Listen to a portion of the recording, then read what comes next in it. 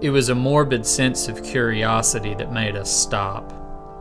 We were on our way to the city on the first day of the festival when we noticed the crowd watching as 3 men hung nailed to Roman crosses.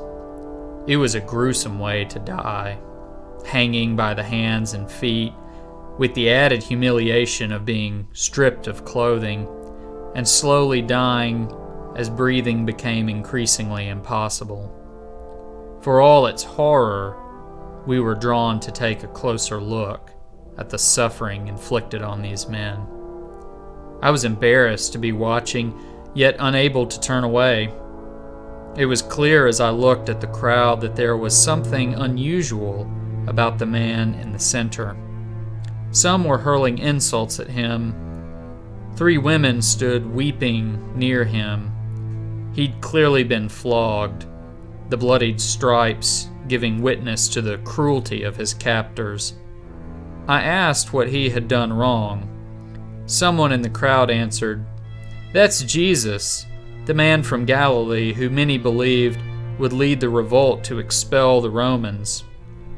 But his way of dealing with the Romans was to tell his followers to show them kindness. He seemed more intent on revolting against the Sanhedrin. It was they who convinced Pilate that he was a threat to Roman rule. So here we are with a pacifist preacher crucified as a threat to the emperor." The crowd around Jesus was restless. Some of the merchants seemed to gloat that he who had cast them out of the temple courts a few days earlier was now getting his just reward. I'd like to say that as we watched this scene unfold, our hearts were filled with compassion, but it was quite the opposite. The anger and venom of others was like an infection rapidly spreading to each of us. My friend Levi was the first to join in the act, saying, "He got what he had coming to him. He preached salvation, but look at him now. This friend of drunkards and prostitutes couldn't save a soul." My friend Jacob looked up at Jesus and shouted, "Who do you think you are anyway? Some kind of Messiah you've turned out to be. Look at you, naked, bleeding, dying." Levi picked up the refrain, "I'm sick just looking at you. Get it over with already." As I listened to them shouting, hate began to well up in me.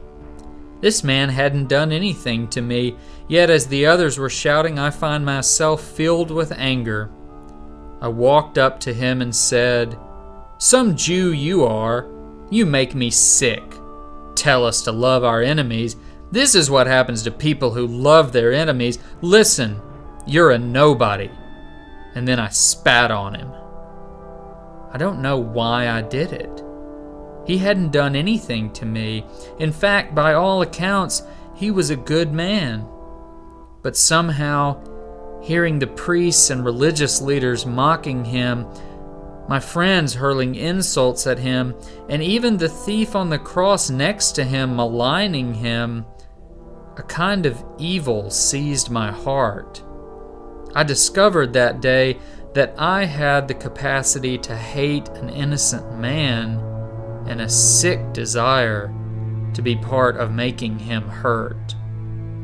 It was after I shouted at him that he looked up to the heavens and shouted the words of the psalmist, my God, why have you forsaken me?" When I heard him cry out, I was filled with shame.